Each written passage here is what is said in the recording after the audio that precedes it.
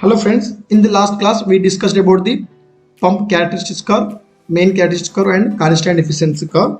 Okay, so these are the curves, shows the relation between your head versus efficiency, brake horsepower and head, and your main characteristic curve shows the relation between the speed and your power, head and discharge. And efficiency curve shows the relation between, that is combination of head versus discharge and efficiency versus discharge.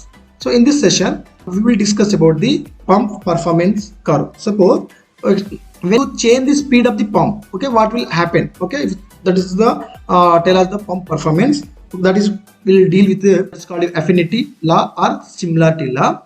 So let us see a set of equation that allows a prediction of change in the performance of the pump capacity, head and brake horsepower.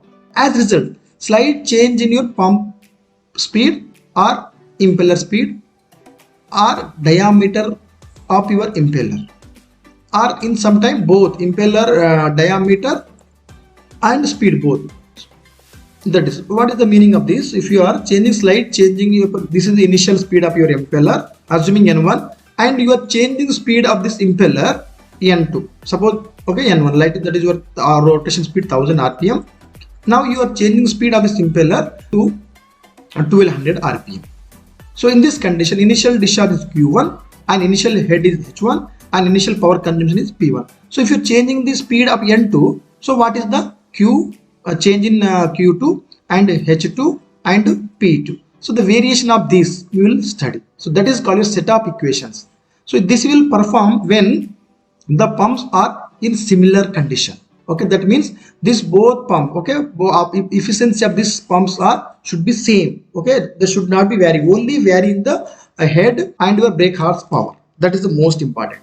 Okay, this law is derived from the Buckingham Pi theorem. So this type of pumps are when the pumps are same efficiencies, predicting same curve or same characteristics, they are performing. That's called your pumps are in dynamic similarity.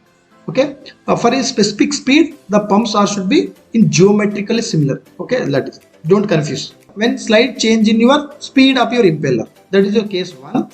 Okay, slight change in your speed, and second case is your change in your impeller diameter or size, or that is called width.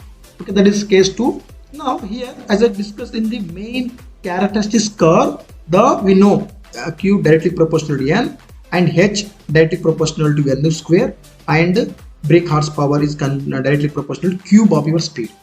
So that is the case here. So that is same thing. The capacity of the flow is proportional to speed. So that can I write is Q2 by Q1, N2 by N1. So the Q1 and N1 and these are the known. N2 also we know. These are initial condition we call N1. These are the initial condition.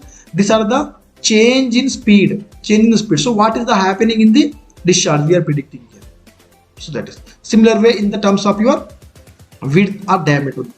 So that means if you are increasing 50% of your impeller speed, so the increasing discharge also 50%. Both are, because both are linear relations. Second case.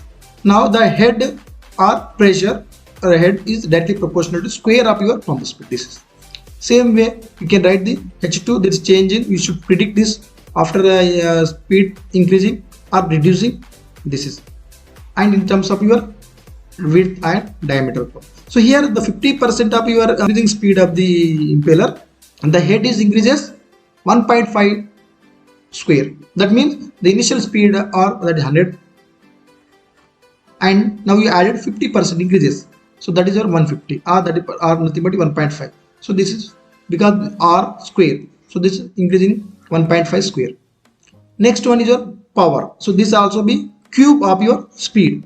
The power is directly proportional to cube of your speed. So this here the increasing the 50% of your speed of impeller or diameter or width maybe. So that increasing power of your 1.5 power of 3.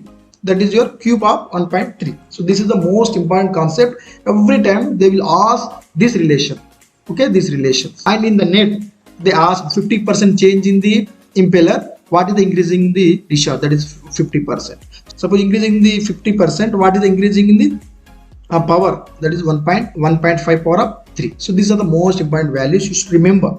Okay, understand the concept. So these equations, so if I combine this N, H and P and discharge. So can I write in this way? So this is the equation I can write in terms of speed and in terms of your diameter. So combining all this with respect to speed, head, discharge and power. Thank you.